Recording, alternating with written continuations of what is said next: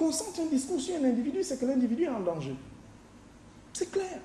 Le président est le chef suprême des armées, s'il vous plaît. Et le détenteur de tous les pouvoirs dans un pays. Il ne peut pas, là, concentrer une telle énergie qui devait être déployée ailleurs, chez des Gabonais qui attendent. Il ne peut pas la déployer sur un citoyen. S'il le fait, c'est que ce citoyen est en danger. Et je dis, de ce point de vue, le président de la République a tort. L'autre chose que je voulais dire, la seconde appréciation que je fais de ça, au-delà donc du fait que les Gabonais donc, ne se parlent plus sur ce couloir, et ça peut arriver à l'élimination physique, il y a le fait que si la confrontation de la vérité, alors elle est admirable. Pourquoi je le dis? Parce que quand je lis les uns et les autres, j'ai l'impression que dans les attaques qu'il y a, on dit, si vous m'attaquez au plan personnel, certains le disent, je vais dire la vérité.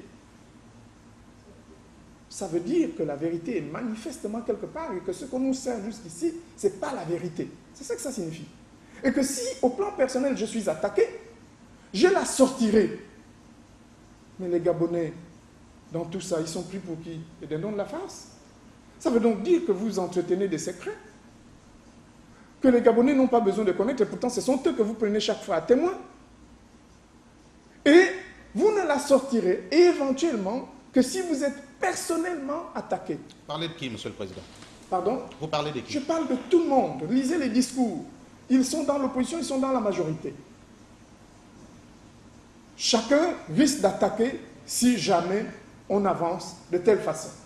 Les Gabonais ont besoin de connaître la vérité sur leur pays, sur la façon dont il est dirigé, sur la façon dont il a été dirigé. Les Gabonais ont besoin de savoir. Ne les prenez pas seulement à témoin quand vous êtes attaqué. Ne les prenez pas seulement à témoin quand vous allez répondre aux autres. Prenez-les comme des citoyens qui méritent de vivre avec la vérité, et c'est l'un des points centraux de notre devise. Amour, vérité, justice. Donc nous pensons que la vérité doit être au centre du débat politique pour que les Gabonais se servent désormais de la vérité pour construire leur pays. Parce que notre pays a trop nagé dans le mensonge, au point que la vérité devient marginale, au point que dire la vérité te met en marge de la société, au point qu'on ne veut pas de la vérité, parce que la vérité ne satisfait pas tout le monde. Les Gabonais ont besoin de construire un pays assis sur un ensemble de valeurs, notamment les valeurs d'essence divine. Amour, vérité, justice, parce que la justice, il le faut. Il faut la justice dans un pays. La justice, elle est sur plusieurs angles. La justice, elle est dans tous les pans. La justice sociale, la justice judiciaire, la justice économique, la justice financière. Il faut la justice.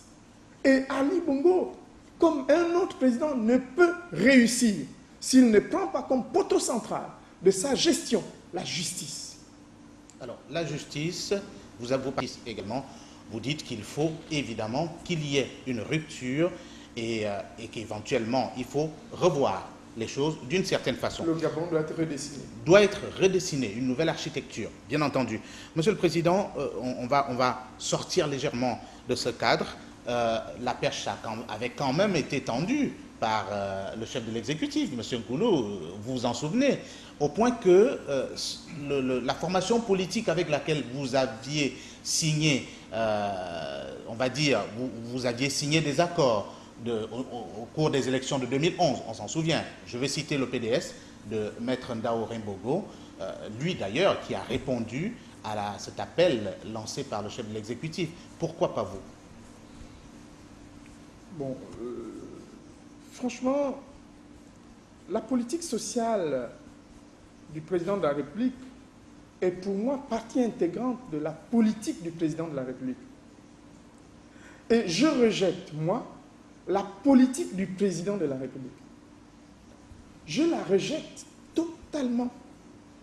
Dans ses concepts, peut-être qu'elle présente quelque chose, mais dans sa pratique, les priorités ne sont pas celles que je pense bonnes.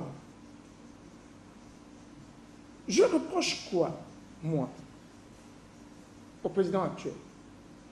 Et je l'ai dit en son temps, et notamment lors de la conférence de presse dernière, du 6 août. Je dis que je reproche au président de la République de confondre, et moi je ne peux pas participer dans cette confusion, de confondre jeu et enjeu. Je refuse. Soyez plus clair pour les Gabonais. J'arrive. Les jeux, c'est quoi? C'est l'introduction du football professionnel pour faire plaisir à un certain nombre de personnes. 5 milliards, plus de 5 milliards de francs par an. Souvenez-vous, 30 millions 600 pour chaque club, chaque mois. Plus de 5 milliards donc par an. Jeu. La marina du jeu. Les bateaux, la course de bateaux du jeu. L'arrivée des footballeurs qui viennent pour du jeu. Les danseuses du Brésil, de Rio de Janeiro, délocalisées à Libreville, du jeu. Mais il y a eu 250 milliards J'arrive. Pour leur politique sociale. Enjeux. L'eau et l'électricité. C'est des enjeux. Le logement, c'est des enjeux. La santé, c'est des enjeux. Les besoins primaires que vous avez appris à l'université, dans la pyramide de Maslow. Boire, manger, dormir, se soigner, se vêtir. Est-ce que les Gabonais arrivent à les satisfaire? Comment voulez-vous faire jouer quelqu'un qui ne mange pas? À moins qu'on soit cynique. Donc, il y a les enjeux. Avec, à côté de ces enjeux, dans ces enjeux, une certaine politique sociale. Je ne dis pas les affaires sociales, parce que là aussi, j'ai l'impression qu'il y a des confusions entre la politique sociale d'un État et les affaires sociales, un élément du gouvernement. Dans la politique sociale, nous avons l'habitat, la santé, l'éducation, d'accord, qui sont le transport aujourd'hui,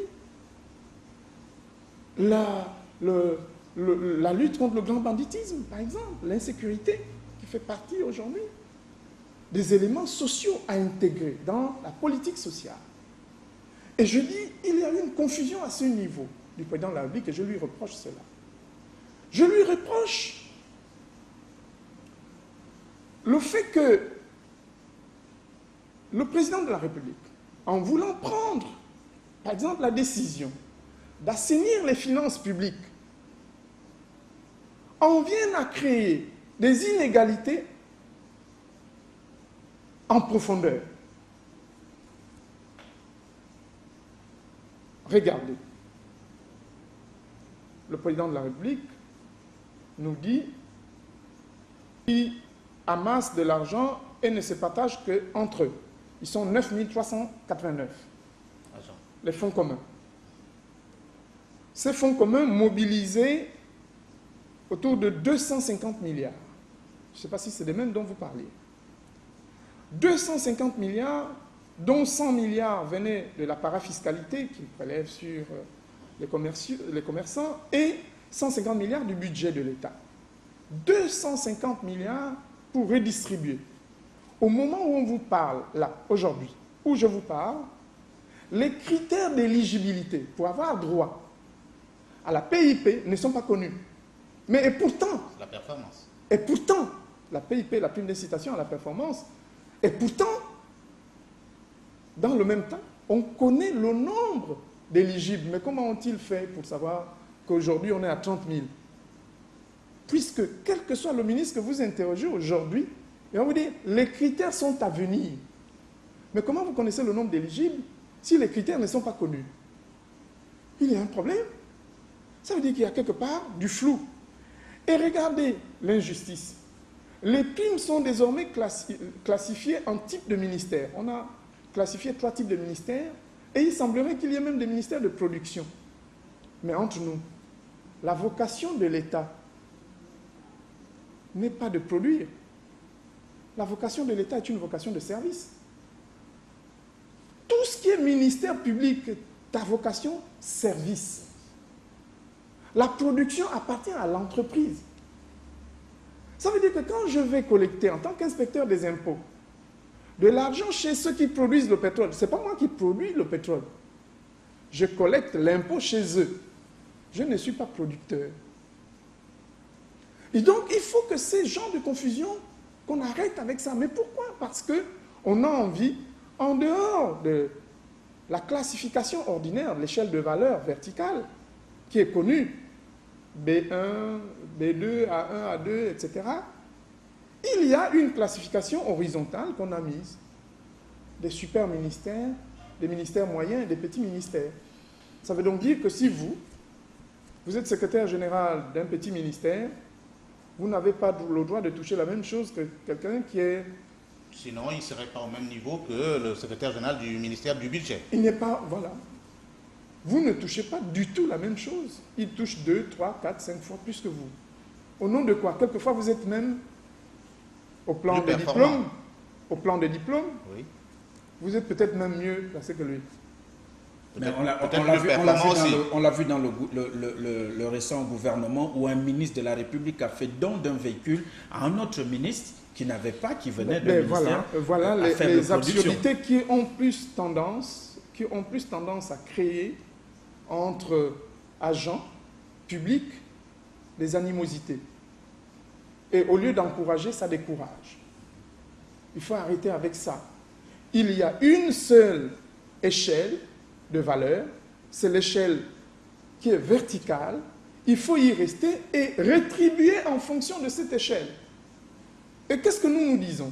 Nous disons que les 250 milliards, regardez, quand vous prenez une moyenne, vous faites passer le point d'indice de 400 aujourd'hui à 600 francs, vous créez une augmentation salariale moyenne chez tous les agents publics de 110 000 francs, j'arrondis. Quand vous multipliez par 80 000 agents publics, vous êtes à peu près à 8 milliards 800 millions de francs CFA. Quand vous multipliez par 12, vous êtes à peu près à 105 milliards 600 millions de francs CFA. Par 12, ça veut dire à l'année. À l'année. Ça veut donc dire que les 250 milliards à l'année mobilisés peuvent parfaitement satisfaire tout le monde en relevant le point d'indice. Point d'indice simplement. De 400 à 600, avec pour avantage que tous les agents publics seront satisfaits. Bien sûr, vous vous mettrez à dos les 9 000 qui s'est partagé de ces 250 milliards. Mais vous ne puisez là-dedans que 105 milliards 600 000 millions de francs CFA. Vous avez encore un reste que vous pouvez déployer ailleurs. Ça, c'est une première hypothèse. La deuxième, c'est que vous constatez que 250 milliards, c'est la moitié de 500 milliards.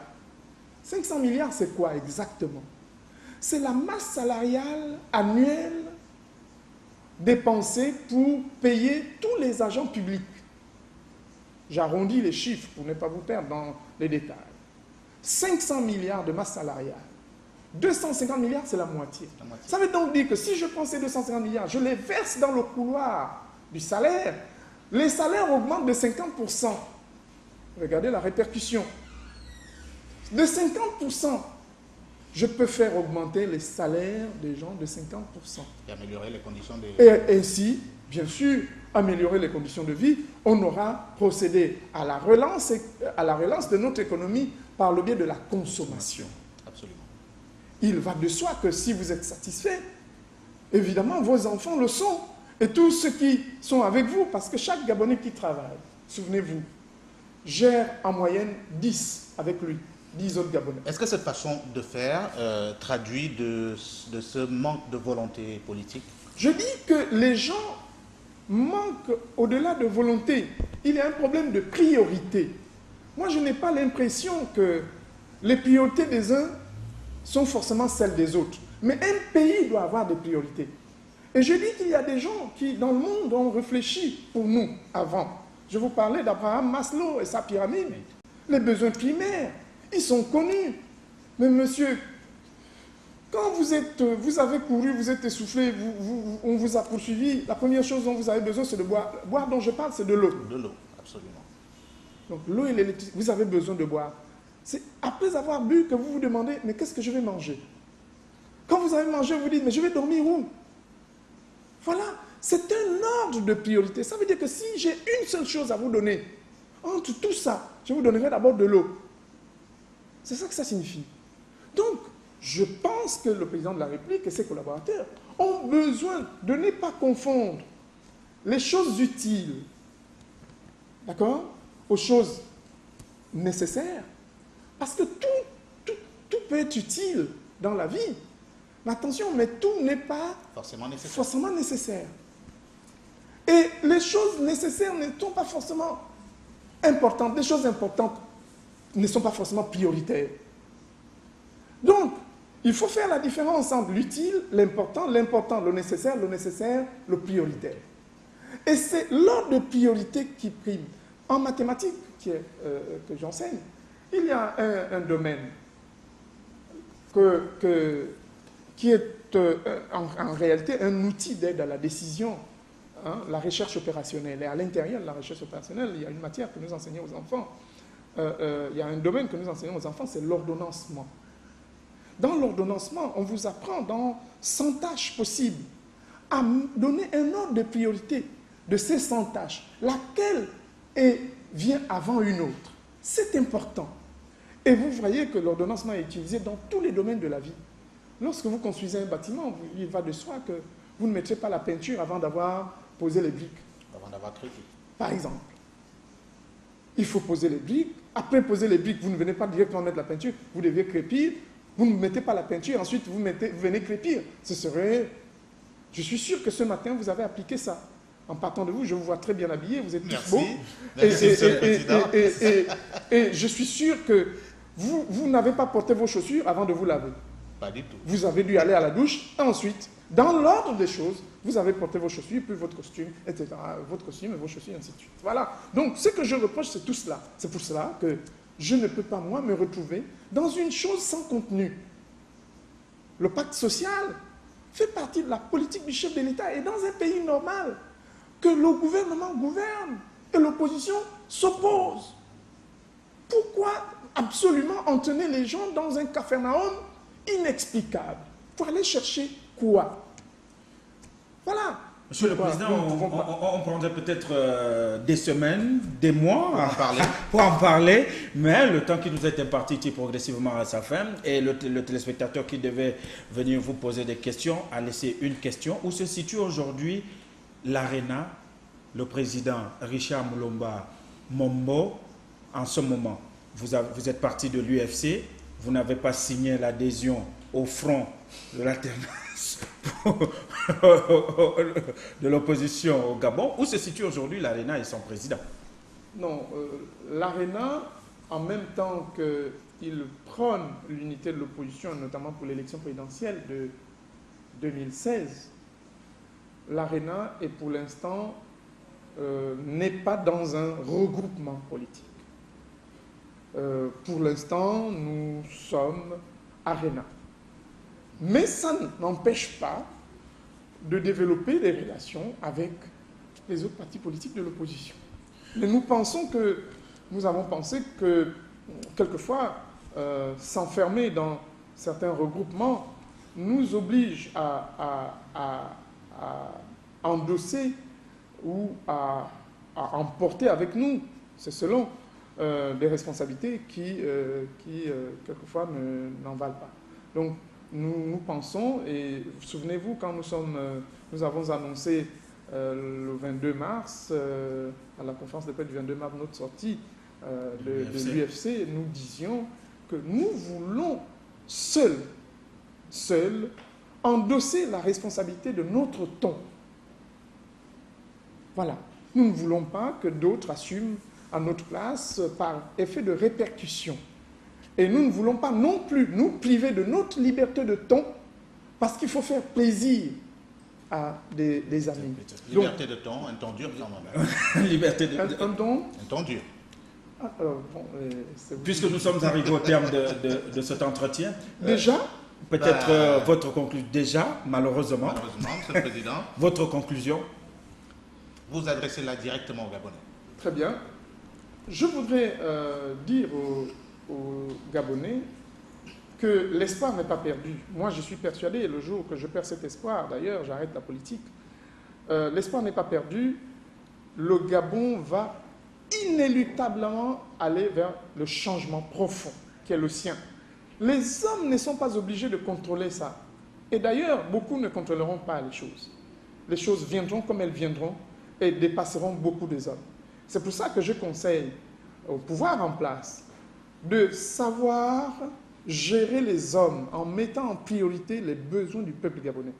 Parce que ce sont seuls ces besoins qui vont satisfaire le peuple par autre chose. Je voudrais terminer pour rappeler encore aux uns et aux autres, et en particulier au président de la République, de savoir comprendre le peuple dans ses revendications. Et jusqu'ici, je n'ai pas l'impression que le président de la République écoute la voix du peuple. Pour l'instant, en tout cas, c'est mon jugement. Patrick? Plus rien à dire. Sans doute, on retrouvera Monsieur le Président au cours d'autres rendez-vous. Pourquoi pas? À nouveau sur ce plateau, ce ne serait pas mauvais non plus. Mais nous avons eu tout le plaisir de discuter avec le président de l'ARENA, Richard Moulomba Mombo. Il est président de l'ARENA, l'Alliance pour la Renaissance nationale. ARENA, le symbole, c'est l'aigle qui vole, qui prend de l'ampleur et qui protège tout le monde. Absolument. Monsieur le Président, merci.